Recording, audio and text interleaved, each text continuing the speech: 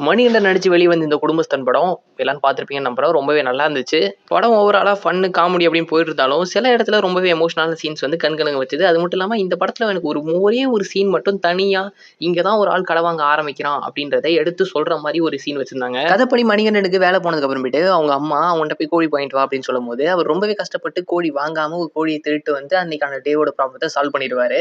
அந்த டே முடிஞ்ச கரெக்ட்டா அவரே தனியா பாத்ரூம்ல உட்காந்துட்டு, "எவ்ளோ பெரிய பிரச்சனைடா! எவ்ளோ சூப்பரா சால்வ் பண்ணிட்ட! சூப்பர்ரா நீ" அப்படின்னு சொல்லிட்டு அவரே ரொம்ப குளோரிஃபை பண்ணி பாராட்டிப்பாரு. அன்னைக்கு அவர் சால்வ் பண்ண ஒரு சின்ன ப்ராப்ளத்தோட கான்ஃபிடென்ட், அடுத்து நம்ம எவ்ளோ பெரிய ப்ராப்ளம் வந்தாலும் சால்வ் பண்ணிக்கலாம் அப்படின்ற ஒரு நம்பிக்கைய அவருக்குள்ள குடுத்திருக்கும்.